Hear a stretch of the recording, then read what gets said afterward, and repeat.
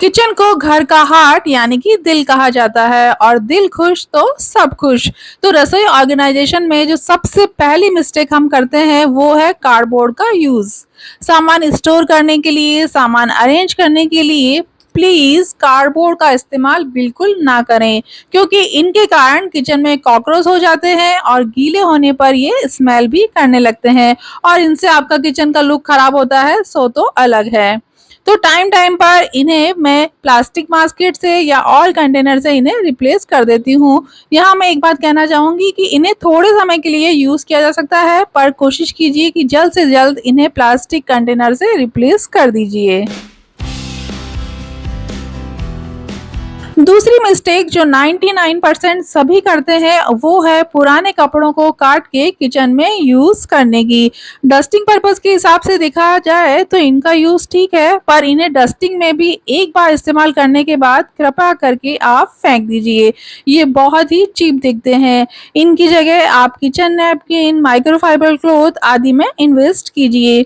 ये काफी महंगे तो आते नहीं हैं, हर कोई इन्हें आसानी से खरीद सकता है और इनकी अच्छी बात यह है कि ये कपड़े सालों साल चलते हैं। इसलिए किचन के लिए किचन क्लॉथ और डस्टिंग के लिए डस्टिंग क्लॉथ में एक बार इन्वेस्ट करके जरूर से देखिए, आप खुद मानेंगे कि आपका काम आसान हो जाएगा।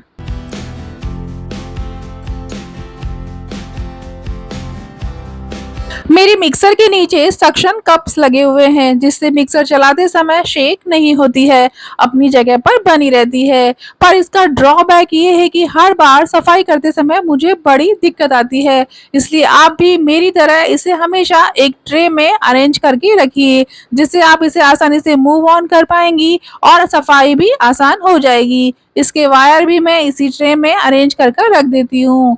और हाँ, मिक्सर को आप भी कवर करके जरूर से रखिएगा। इस तरह ऑर्गेनाइज रखने पर आपकी मिक्सर सालों साल चलेगी और किचन हमेशा व्यवस्थित दिखेगी। तीसरी मिस्टेक सॉस अचार के पाउचेस को डायरेक्ट यूज करना।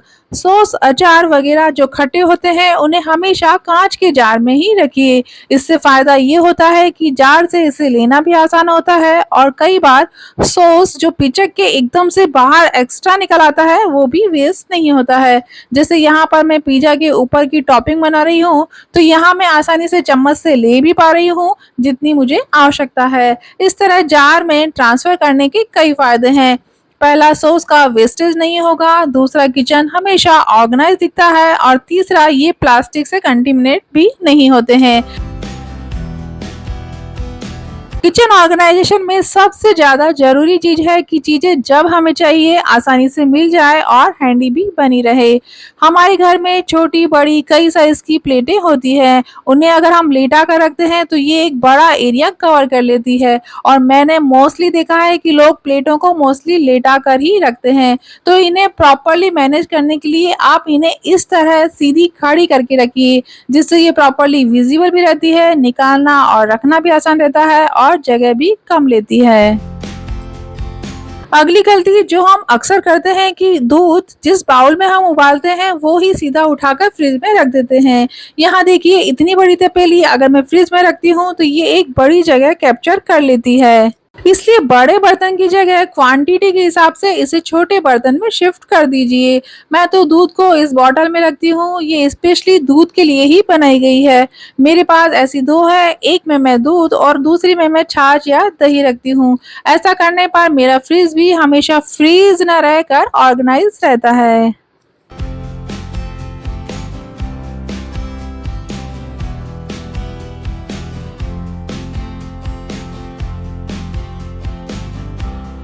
हमें हमारी रसोई को भूल भुलैया या पजल नहीं बनाना है, इसे हमें सिंप्लीफाई करना है। जैसे मैंने अक्सर घरों में देखा है कि लोग बर्तन मिक्स करके रख देते हैं और बाद में ढूंढते रहते हैं।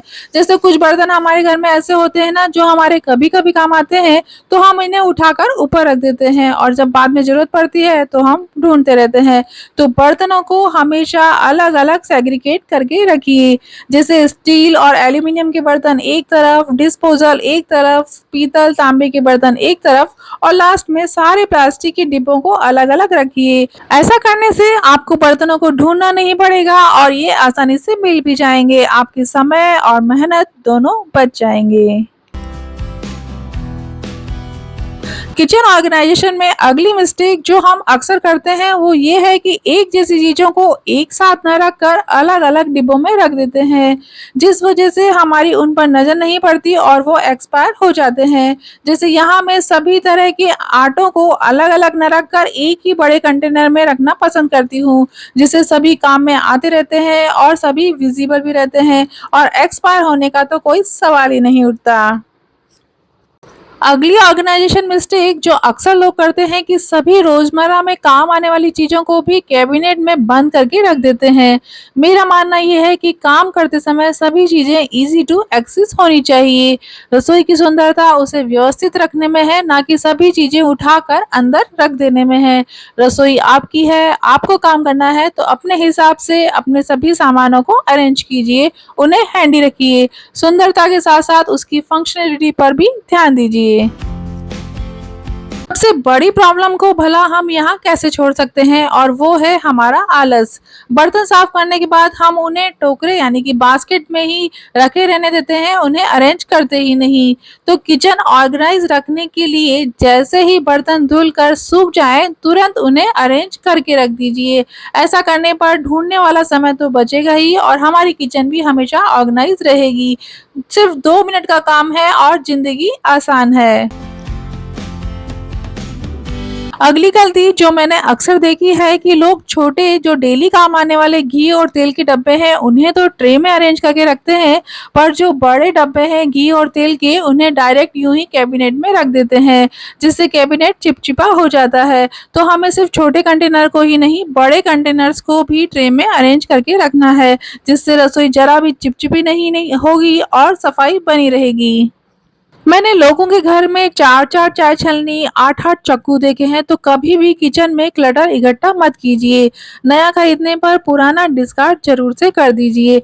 वैसे समय के साथ साथ हमारी रिक्वायरमेंट बदलती रहती है और नए नए ऑर्गेनाइजर्स मार्केट में आते रहते हैं जो हमारे काम को आसान बनाते हैं, पर ध्यान रखिए नया खरीदने पर पुराने को डिस्कार्ड जरूर से कीजिए। जैसे मैंने यहाँ पे नया बॉटल क्लीनर ब्रश खरीदा है तो पुराने को मैं यहाँ पर डिस्कार्ड कर रही हूँ।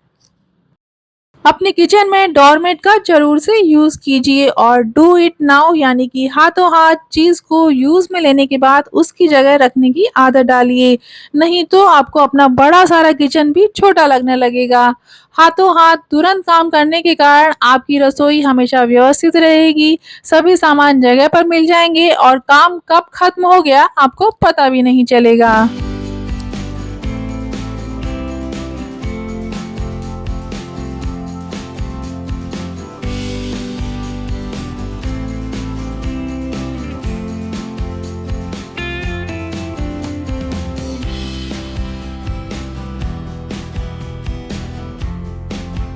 और अब एक खास टिप किचन से रिलेटेड तो नहीं है, पर ये आपके बहुत काम आने वाली है।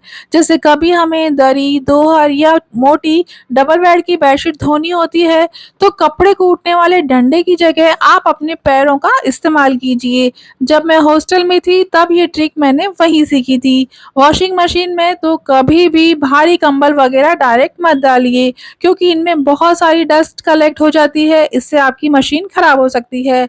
इसलिए मैं तो इन्हें पहले इस तरह धोकर इनकी डस्ट निकाल लेती हूँ और बाद में मशीन में रिंस और स्पिन कर लेती हूँ। आई होप आज का वीडियो आपके लिए यूजफुल रहा होगा। आपके सभी प्रश्नों और सुझावों का स्वागत है।